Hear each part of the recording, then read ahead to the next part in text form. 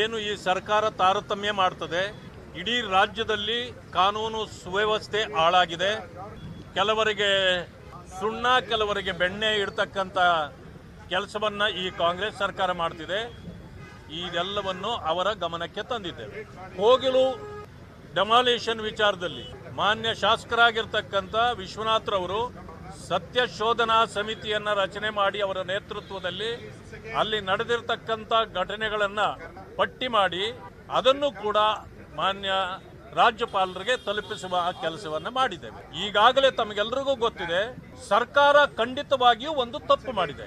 ಆ ತಪ್ಪು ಏನಂತಂದ್ರೆ, ಈಗೇನಾದರೂ ಈ ಅಕ್ರಮವಾಗಿ ಯಾರಾದರೂ ಮನೆಗಳನ್ನು ಕಟ್ಟಿದ್ರೆ ಡೆಮಾಲಿಷನ್ ಮಾಡಿದ್ದೀರಿ. ಆ ಡೆಮಾಲಿಷನ್ನು ಯಾಕೆ ಮಾಡಿದ್ರಿ? ಸರಿ ಇಲ್ಲ ಅನ್ನೋ ಕಾರಣಕ್ಕೆ ಮಾಡಿದಿರಿ. ಹಾಗಿದ್ದ ಮೇಲೆ ಅವರು ಅಕ್ರಮವಾಸಿಗರು ಅಂತಂದ ನಂತರ ನೀವು ಅವ್ರಿಗೆ ಇನ್ನೊಂದು ಕಡೆ ಮನೆ ಕೊಡೋದು ಅದು ತಪ್ಪಲ್ವಾ? ಇದು ಇವತ್ತು ಚರ್ಚೆ ಆಗಬೇಕಾಗಿರೋದು.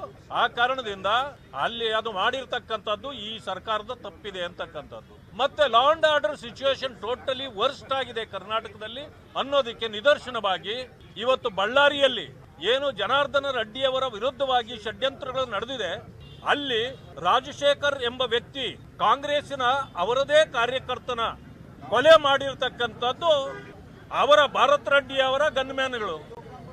ಆದರೆ ಅದು ಕೊಲೆ ಆಗಿದ್ರು ಕೂಡ ಅವರು ಯಾರನ್ನೂ ಕೂಡ ಅರೆಸ್ಟ್ ಮಾಡಿಲ್ಲ. ಅಲ್ಲಿ ಕೊಲೆಗೆ ಅರೆಸ್ಟ್ ಮಾಡದೆ ಅದೇ ಹುಬ್ಬಳ್ಳಿಯಲ್ಲಿ ಒಂದು ಹೆಣ್ಣುಮಗಳು ಅವಳ ವಿವಸ್ತ್ರಗೊಳಿಸಿದ ವಿಚಾರದಲ್ಲಿ ಆಕೆ ವಿವಸ್ತ್ರಗೊಳಿಸಿದ್ದೆ ಅವರು, ಮತ್ತೆ ಅವರ ಮೇಲೇನೆ 109 ಕೇಸು. 109 ಅದು ಮೊದಲು 307 ಇತ್ತು, ಈಗ ಅದು 109 ಆಗಿದೆ. ಅಂದ್ರೆ ಕೊಲೆ ಪ್ರಯತ್ನ ಅಂತ, ಕೊಲೆ ಯತ್ನ ಅಂತೇಳಿ. ಆದ್ರೆ ಆಕೆ ಏನೂ ಮಾಡದೆ 109. ಇಲ್ಲಿ ಕೊಲೆ ಆದರೂ ಕೂಡ ಇದುವರೆಗೂ ಅವರ ಮೇಲೆ ಕೇಸೂ ಇಲ್ಲ ಮತ್ತು ಅರೆಸ್ಟೂ ಇಲ್ಲ. ಎಂಥ ವಿಚಿತ್ರವಾದ ಧೋರಣೆಯನ್ನ ಈ ಸರ್ಕಾರ ಹೊಂದಿದೆ ಅಂತಕ್ಕಂಥದ್ದನ್ನ ಭರತ್ ರೆಡ್ಡಿ ಅವರು ನಿಂತು ಹೇಳ್ತಾರೆ, 5 ನಿಮಿಷದಲ್ಲಿ ನಾನು ಜನಾರ್ದನ ರೆಡ್ಡಿ ಅವರ ಮನೆಯನ್ನೆಲ್ಲ ಸುಟ್ಟು ಬಿಸಾಕ್ತೇನೆ. ಇದು ಹೇಟ್ ಸ್ಪೀಚ್ ಅಲ್ವಾ?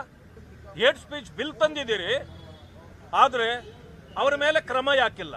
ಇವತ್ತಲ್ಲ ನಾಳೆ ಆದರೂ ಸರಿ ಅವರನ್ನು ಮುಗಿಸೋವರೆಗೂ ನಾನು ನಿದ್ದೆ ಮಾಡಲ್ಲ ಅಂತೇಳಿ ಒಬ್ಬ ಶಾಸಕ ಮಾತಾಡ್ತಾನಂದ್ರೆ ನೀವು ಕೇಸ್ ಹಾಕಬೇಕಾ ಬೇಡ? ಈ ರೀತಿ ಅವರ ಮೇಲೆ ಕೇಸೇ ಇಲ್ಲ.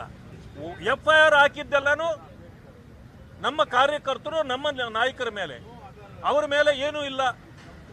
ಈ ರೀತಿ ಅವರಿಗೆ ಬೇಕಾದವರನ್ನ ಬಿಡಿಸಲಿಕ್ಕೆ ಅಥವಾ ತಪ್ಪಿಸಲಿಕ್ಕೆ ಏನು ಮಾಡಬೇಕು ಆ ಕೆಲಸವನ್ನು ಮಾಡ್ತಾರೆ. ಇನ್ನೊಂದು ಕಡೆ ನಮ್ಮ ಕಾರ್ಯಕರ್ತರು, ಮುಖಂಡರನ್ನ ಯಾವ ರೀತಿ ಶಿಕ್ಷೆ ಕೊಡಬೇಕು ಅನ್ನೋದರ ಬಗ್ಗೆ ಯೋಚನೆ ಮಾಡ್ತಾರೆ. ಆ ರೀತಿಯ ಸರ್ಕಾರ ಮಾಡ್ತಾ ಇರ್ತಕ್ಕಂಥದ್ದು ತಪ್ಪು. ಆದ್ದರಿಂದ ಹೇಟ್ ಸ್ಪೀಚ್ ಬಿಲ್ಲನ್ನು ನೀವು ಯಾವುದೇ ಕಾರಣಕ್ಕೆ ಒಪ್ಪಬಾರದು ಅಂತಕ್ಕಂಥ ಡಿಮ್ಯಾಂಡನ್ನು ಹೇಳಿದ್ದೇವೆ. GBA ಚುನಾವಣೆಗೆ ನಾವು ಯಾವಾಗಲೂ ರೆಡಿ ಇದ್ದೇವೆ.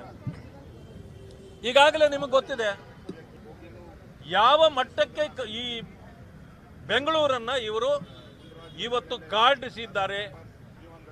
ಮಳೆ ಬಂದರೆ ಸಾಕು ಬೋಟ್ಗಳಲ್ಲಿ ಓಡಾಡ್ತಕ್ಕಂಥ ಪರಿಸ್ಥಿತಿ ಇತ್ತು, ರಸ್ತೆ ಗುಂಡಿಗಳನ್ನು ಮುಚ್ಚಲಾರದ ಪರಿಸ್ಥಿತಿ ಇತ್ತು. ಜನರಿಗೆಲ್ಲ ಗೊತ್ತಿದೆ.